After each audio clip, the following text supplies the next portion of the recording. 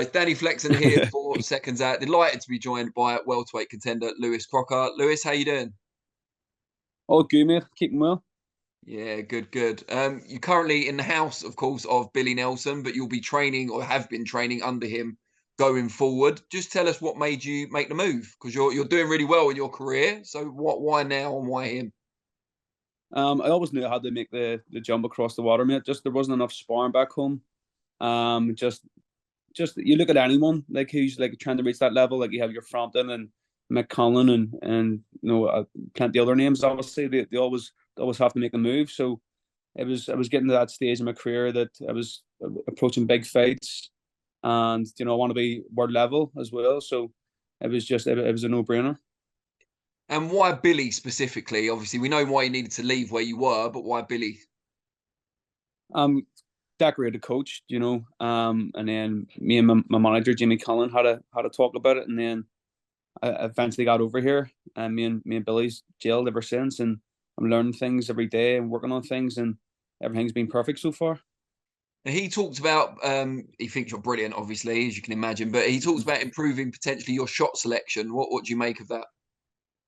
Yeah, definitely. I'm a fighter. Every fighter can make improvements, like, and I know under Billy, I can make massive improvements, and I'm looking forward to the journey we're going to have together.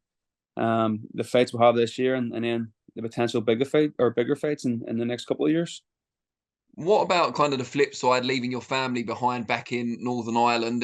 Is that going to be quite tough? Are you plan to go back often? Well, mate, like I was on the Irish team since I was like 13. When you obviously you go away, like you go to Russia and stuff, and so I was sort of ingrained in me since I was young. And like you're not missing much back home. Do you know what I mean? It's like you're here for your job, like, and it's good. Like there's nothing here, like Belfast is different from where I am now. Like what I mean, there's about one shop and about 10 miles or is. So yeah, mate, it's good. It's good to get away and get the head down and focus on boxing. And are you going to be staying with Billy, or has he sorted you out a flat close by? No, I've a apartment just across the road from, so I Yeah. do. So we're He we're likes still to keep close you to town close so he anyway. can keep his eye on you. He's scared in case I run away, mate. I don't blame him. He might catch you in the shape he's in now. I hear he's lost some weight, hasn't he? Fair Yeah. play to him. I've seen a picture of him from last year. He's did incredible. And he talks about targeting potentially the British title this year. I know a number of Irish fighters, Northern Irish fighters, aren't always sure whether they want to challenge for the British or not. What's your view on it? Oh, I would love to fight for the British title, 100%. It's always been a goal and a dream of mine. There's some prestigious people and big names who've won the British title, so it's no brainer why I wouldn't challenge for it. And the current champion is Echo Esserman, of course. What do you make of him? Great fighter. Had a lot of great wins. I think he won it out right now as well. I think he has, yeah, but I think they Uh-huh. said after his last fight, he still wants to stay at British level for a bit Uh-huh. longer. Yeah, so won the British title outright. Do you know what I mean? Nothing but respect for him, and I know he's a great fighter, and that'll be a fight that definitely intrigues me, and definitely one that can be made for the not so distant future. Stuff. And I mentioned Conor Benn to Billy as hmm kind of a big, high profile British welterweight. He said that you hit too hard for Conor Benn. You have too much power for him. Without trying to make you sound arrogant, what do you make of that assessment from your coach? Well, I appreciate the confidence that he has in my power and stuff. Do you know what I mean? Yeah, like I know I can punch. And I'm only gonna get stronger as well. Like, do you know what I mean? I says the ability. I'm only getting my man strength and stuff now, and I'm feeling stronger in the gym. So yeah, I'm looking forward to potentially improvement and seeing how far I can actually get. How far away do you feel now from the likes of, I don't know, Conor Benn, Kell Brook, those sort of kind of fringe world level, but maybe top Brits at the moment?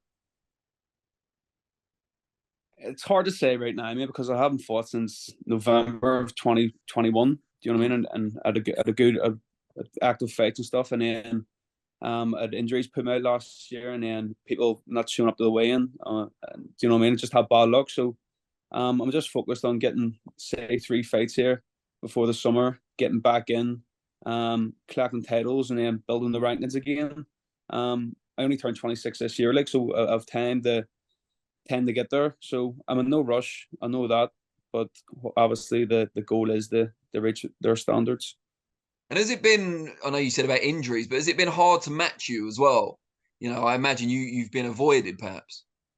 Yeah, no, definitely. And even like I think we were like trying to get like, a few people, no, because I had been inactive and like I think the board weren't like passing it and stuff. No, like I just needed something to get out, but like they needed like a better record, and like these guys weren't like tubes, like, do you know what I mean? So I believe it it. is, yeah, it is. It's hard that way, like, but it's only a matter of time before everyone meets anyway. If we're all on the same journey, so the fights will happen. And in terms of your style and kind of fighters of the past, who do you kind of look to? Who's influenced you? I like watching Canelo now, so I do.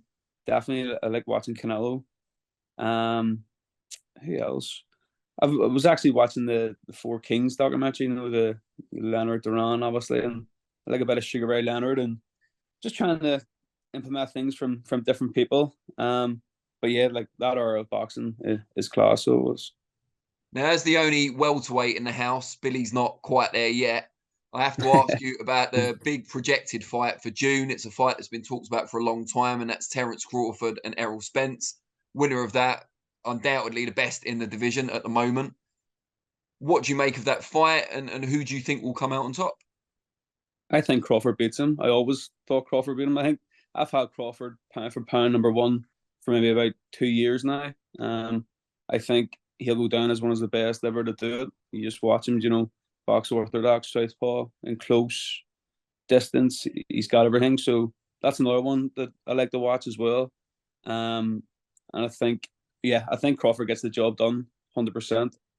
But I'm glad that the fights actually get made because it'd be a real shame if that fight never got made, you know, both in the prime, both undefeated. And Spence, obviously, world elite level as well. Like, not taking anything away from him, but I just think Crawford is one of the all time greats. You're fighting obviously this weekend, and then at the end of May on the Mick Conlan card.